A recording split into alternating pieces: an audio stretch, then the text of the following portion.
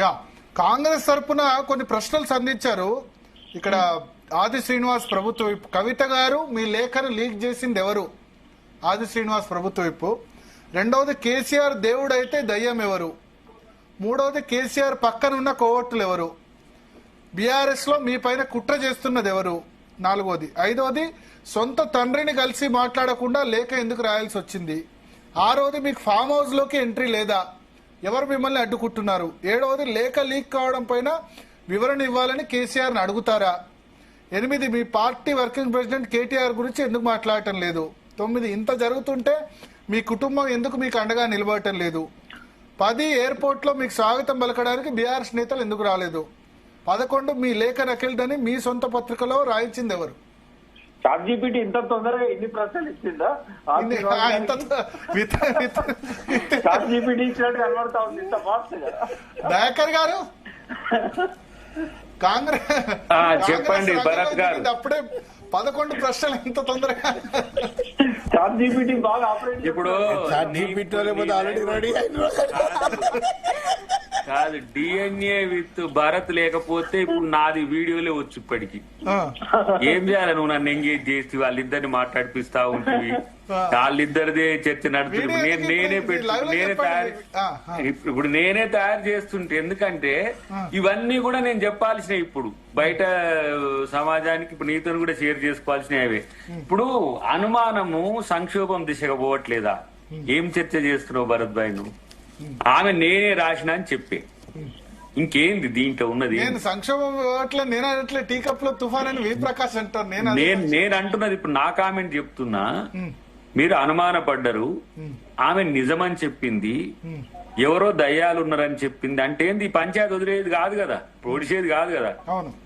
ఒక మాట అనుకుందాము. సొంత అయ్యే బ్రదర్ ఎవరో కార్యకర్తనో ద్వితీయ శ్రేణి నాయకుడు కల్వలీన్ నాయకుడు కాదు కదా. నీ అయ్యకు నువ్వు నీ అభిప్రాయాలు చెప్పలేని స్థితిలో ఉండి లేఖలు రాస్తున్నావు అంటేనే నీ పరిస్థితి ఏందో ఇక్కడ కనపడతలేదా? నువ్వు అదే నిన్న హరీష్ రావును పిలుచుకున్నాడు. కేటీఆర్ పోవాలంటే సమస్యనా అడిగి? ఇంతకంటే ఎక్కువ ఏం కావాలి ఇప్పుడు? అయితే కేసీఆర్ ఆఫీస్ లో ఉన్నోడు లీక్ చేయాలి, లేదు కవిత ఆఫీస్ లో ఉన్నోడు లీక్ చేయాలి. మరి ఆ లీక్ చేసేటోడు ఎందుకు లీక్ చేసిండు? ఇది అంతర్గత వ్యవహారం కదా. ఇప్పుడు వాళ్లే కదా ఇద్దరు సంక్షోభానికి కారణం చేసుకున్నది. దీంట్లో ఇంటెలిజెన్స్ ఎక్కడి నుంచి వచ్చే, ఎక్కడి నుంచో ఫోటోలు కొట్టి ఎట్లా వచ్చే, ఫోన్లలో ఎట్లా వచ్చే, మీరే అన్ని గాయిస్తారు. ఇటు కవిత ఆఫీసులో కాంగ్రెస్ వాళ్ళు ఎవరు ఉంటారు, పోలీసు వాళ్ళు ఎవరు ఉంటారు? అటు కేసీఆర్ ఆఫీసులో కాంగ్రెస్ వాళ్ళు ఎవరు ఉంటారు, పోలీసు వాళ్ళు ఎవరు ఉంటారు? కాబట్టి ఇక్కడ 3 ముక్కల ఆటలో ఒక ముక్క చినిగిపోతుందని తెలిసిన తర్వాత వాళ్ళు లీక్ చేసుకునిరా, వీళ్ళే లీక్ చేసిండ్రా. కవిత ఉండడం ఇష్టం లేని కవితను ఎక్స్పెల్ చేయాలని చెప్పేసి అక్కడ కేసీఆర్ ఆఫీస్ లో ఉన్న వాళ్ళు లీక్ చేసిండ్రా. లేదంటే ఇక నాకు అసలే పోతుంది, ఎవరు నన్ను పట్టించుకోవట్లేరు కాబట్టి మీరే లీక్ చేయాలని కవిత గారే చెప్పిండ్రా. ఇవన్నీ వాళ్ళ దాంట్లో వాళ్ళ సమస్యల్ని కాంగ్రెస్ పార్టీకి అంటగట్టిండ్రు మీరు ఈ 2 రోజులు. ఎవరు? ఈ బీఆర్ఎస్ కొంతమంది నాయకులు లేకపోతే బీజేపీ నాయకులు అంటగట్టే ప్రయత్నం చేసిండ్రు. కానీ ఒకటి స్పష్టం ఇక్కడ, అది మామూలుగా జరిగే పరిస్థితి లేదు. ఆ లేఖకు సంబంధించిన అంశం అనేది స్పష్టమవుతున్నది. ఆమె నేరుగా సూటిగా ఇలాంటి అంశాలు తండ్రికే రాయగలిగింది అంటే సమస్య పార్టీలో కూడా ఉన్నది. పార్టీ ముఖ్య నాయకులే అలాంటి అంశాలు చెప్పలేకపోతున్నారని. ప్రోస్ ఉన్నాయి, కాన్స్ గురించి కూడా ఉన్నాయి కదా. కాన్స్ గురించి చెప్పగలిగింది అని అంటే ఆమె తండ్రికి డేర్ చేసి చెప్పింది అనుకోవాలి, కానీ నేరుగా చెప్పలేకపోయింది.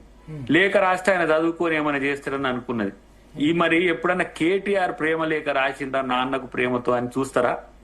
లేదంటే హరీష్ రావు లేఖ రాస్తాడా? ఎప్పుడన్నా ఆయనకు మంత్రి రాకపోయినా సరే, నేనే అలా సిద్దిపేట పోయినప్పుడు ఏందా హరీష్ రావు అంటే ఆయనకి ఇంతవరకు మంత్రి లేదన్న ఓ రోజు మాలమానాడు మీటింగ్ అక్కడ పెడితే అదో పెద్దగా పేపర్లు వచ్చింది. అంటే వాళ్ళు చెప్పుకోలేక వాళ్ళ లోపల గుండెల్లో దాగిన తండ్రికే చెప్పుకోలేని పరిస్థితి, మామకే చెప్పుకోలేని పరిస్థితి వచ్చిందంటే మరి కేసీఆర్ గారు రాజరికంలో ఉన్నారా, లేకపోతే రాజనుకుంటున్నాడా, అందలేని స్థితిలో ఉన్నాడా?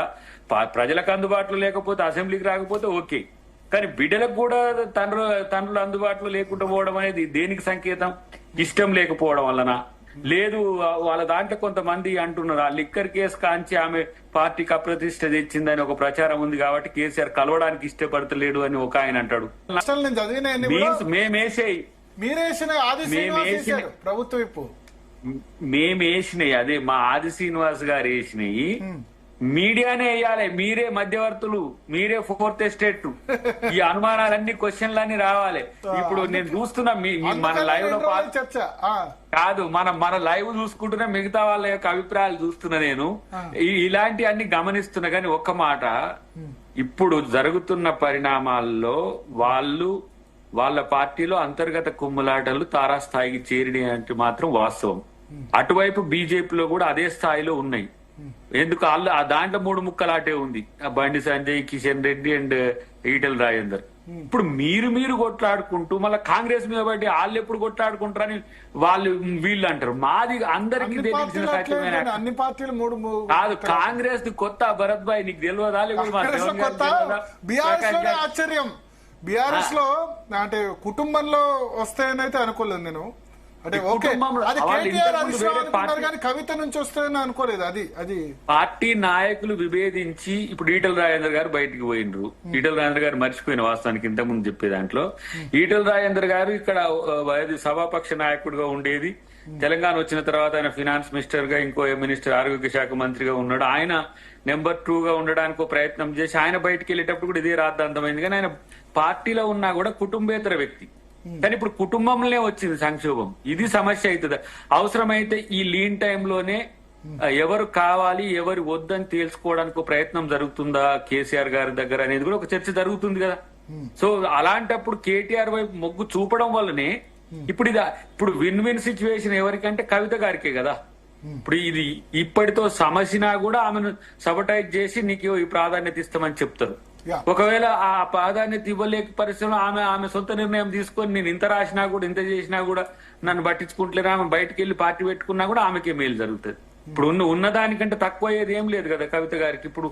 కానీ ఇప్పుడు డిఫెన్స్ లో పడుతున్నది ఫస్ట్ కేసీఆర్ గారు ఏంటంటే, నా ఆఫీస్ నుంచి బయటికి కూడా పెట్టినా అని ఇప్పుడు సరి చూసుకుంటారు వారు.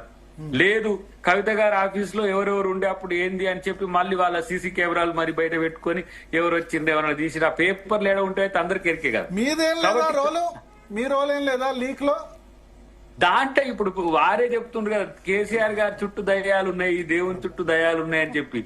నేనేమంటున్నా, దేవుని గుడిలో దయ్యాలుంటే మరి ఆ దయ్యాలు రేపు ఏదైనా చేస్తాయి కదా. కేసీఆర్ ని చేస్తాయి, బీఆర్ఎస్ ని కూడా చేస్తాయి. సొంత కూతురు పట్లనే ఇట్లా వివరిస్తున్నారంటే ఇంకా వేరే వాళ్ళ పట్ల ఎట్లా ఉంటది అనేది మనం ఒకసారి ఆలోచించాలి. నచ్చకపోతే మాట్లాడు, నాకేంటంటే నచ్చకపోతే మాట్లాడు, ఐ కాంటాక్ట్ కూడా ఉండదు. మీరు అక్కడ 100 మందిలో ఉన్నా సార్, మీరు కూడా కేసీఆర్ ఫిలాసఫీ చూశారు. అక్కడ 10-15 మంది ఉన్నా సరే లోపల రానిచ్చిన ఐ కాంటాక్ట్ కూడా ఉండదు నచ్చకపోతే కనుక. కానీ ఇక్కడ కూతురు కదా, రక్త సంబంధం కదా. ఇప్పుడు పార్టీలు ఉండకపోయినా వెళ్ళిపోయినాయి. రేపు పార్టీలకు వెళ్ళి కవిత గారు వెళ్ళిపోయినా సరే రక్త సంబంధం ఎక్కడికి పోద్ది? తండ్రి కూతుర్ల యొక్క సంబంధం అయితే పోదు కదా. ఐ కాంటాక్ట్ తీసుకోలేడు కదా. వాళ్ళకి అంత పగ ఎక్కడిది అసలు? కేసీఆర్ కు కవితకు ఇంత గడ్జి ఎక్కడిది? అది కేసీఆర్ గడ్జి కాదు అనేది నా అభిప్రాయము. ఎవరో కవితని సఫకేట్ చేస్తుండ్రు. అయితే కేటీఆర్ కావాలి, లేకపోతే హరీష్ రావు కావాలి. హరీష్ రావు కూడా సఫర్ అయినప్పుడు కవితను ఎందుకు సఫరింగ్ చేస్తారు? మళ్ళా వేలు ఎక్కడికి పోతుంది? మనోన్ కాడికి, కేటీఆర్ కాడికే పోతున్నది. మరి కేటీఆర్ చుట్టూ పరివారంలో ఉన్నోళ్ళు ఏమన్నా కవిత గారిని టార్గెట్ చేసిండ్రా? ఆ దయ్యాల లిస్ట్ లో ఉన్నది ఎవరు? I think